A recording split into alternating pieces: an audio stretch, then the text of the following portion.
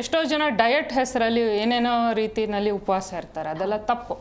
Proper ಡಯಟಿಷಿಯನ್ನ consult ಮಾಡಿ ಯಾವ ರೀತಿ ಆಹಾರ ತೊಗೊಂಡ್ರೆ ಅವ್ರಿಗೆ ವೆಯ್ಟ್ ಮ್ಯಾನೇಜ್ಮೆಂಟ್ ಮಾಡ್ಬೋದು, ಇದನ್ನೆಲ್ಲ ಕರೆಕ್ಟಾಗಿ ಫಾಲೋ ಮಾಡಬೇಕು. ಆವಾಗ ಡೈಜೆಷನ್ ಡಿಸಾರ್ಡರ್ ಪ್ರಾಬ್ಲಮ್ಸು ಬರೋದಿಲ್ಲ. ಓಕೆ, ಇದು ಬಿಟ್ಟರೆ ಹೆಚ್ಚಾಗಿ ನಾವು ಎಮೋಷನ್ನಲ್ಲಿ ವೇರಿಯೇಷನ್ಸ್ ಆದಾಗ, ಸಪೋಸ್ ಇವಾಗ ಎಕ್ಸಾಂಪಲ್ ಹೇಳಬೇಕು ಅಂದರೆ, ಮನೆಯಲ್ಲಿ ನಮಗೆ ಪ್ರೀತಿ ಪಾತ್ರರಾದವ್ರು ಯಾರೋ ಸತ್ತೋದ್ರು ಅಂತ ಇಟ್ಕೊಳ್ಳಿ, ಹಾರ್ಟಿಗೆ ಬಹಳ ಎಫೆಕ್ಟ್ ಆಗ್ತದೆ. ಹಾರ್ಟ್ ಚಕ್ರ ಪಕ್ಕನೇ ಮಣಿಪುರ ಚಕ್ರ ಇರೋದ್ರಿಂದ ನಾವು ದುಃಖದಲ್ಲಿ ಇದ್ದಾಗ, ಬಹಳ ದುಃಖದಲ್ಲಿ ಇದ್ದಾಗ ಆಹಾರ ಸೇರೋದಿಲ್ಲ ನಮಗೆ. ಸೊ ಈ ರೀತಿ ಎಷ್ಟೋ ದುಃಖಗಳನ್ನು ನಾವು ಅನುಭವಿಸ್ತಾ ಹೋಗ್ತೀವಿ. ಓವರ್ ಎ ಪೀರಿಯಡ್ ಅದು ಜೀರ್ಣಾಂಗದ ಮೇಲೆ ತನ್ನ ಪ್ರಭಾವವನ್ನು ಬೀರ್ತಾ ಹೋಗುತ್ತೆ. ಅಂದರೆ ನಾವು ಏನೇ ತಿಂದರೂ ಡೈಜೆಷನ್ ಆಗಲ್ಲ, ಲೂಸ್ ಮೋಷನ್ ಆಗುತ್ತೆ, ಇಲ್ಲ ವಾಮಿಟ್ ಆಗುತ್ತೆ, ರಿಗರ್ಜಿಟೇಷನ್ಗಳಾಗತ್ತೆ. ಸೊ ಇದೆಲ್ಲ ಹಿಡನ್ ಎಮೋಷನ್ಸ್ ಅಂತ ಹೇಳ್ತೀವಿ ನಾವು.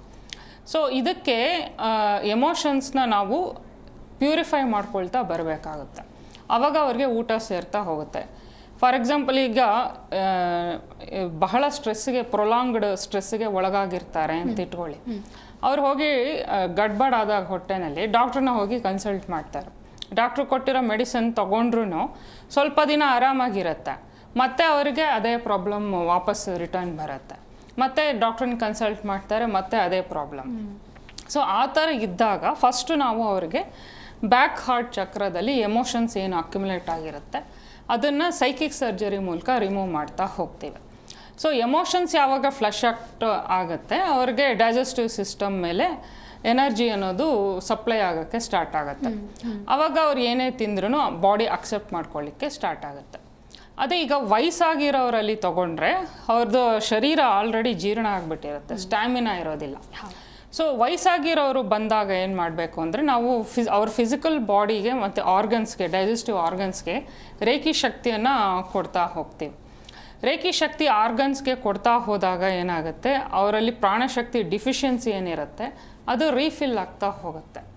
ರೀಫಿಲ್ ಆಗ್ತಾ ಹೋಗೋದ್ರಿಂದ ಡೈಜೆಸ್ಟಿವ್ ಸಿಸ್ಟಮ್ಗೆ ಎನರ್ಜಿ ಬರುತ್ತೆ. ಇದರಿಂದ ಮತ್ತೆ ಅವ್ರಿಗೆ ಡೈಜೆಸ್ಟಿವ್ ಸಿಸ್ಟಮು ಚೆನ್ನಾಗಿ ಕೆಲಸ ಮಾಡಲಿಕ್ಕೆ ಸ್ಟಾರ್ಟ್ ಮಾಡುತ್ತೆ. ಈ ಚಿಕ್ಕ ಮಕ್ಕಳಲ್ಲಿ ತೊಗೊಂಡ್ರೆ, ದೊಡ್ಡವರು ಜಗಳ ಆಡೋದು ಮಾಡೋದು ಮಕ್ಕಳು ನೋಡ್ತಾರಲ್ಲ, ಅಥವಾ ಯಾವುದನ್ನ ಭಯವಾಗಿರೋಂಥ ಥಿಂಗ್ಸ್ ನೋಡ್ತಾರೆ. ಮಕ್ಕಳು ಹೇಳ್ಕೊಳ್ಳೋಕ್ಕೆ ಬರಲ್ಲ ಅವ್ರಿಗೆ, ಇಂಥ ಪ್ರಾಬ್ಲಮ್ ಆಯಿತು ಅಂತ.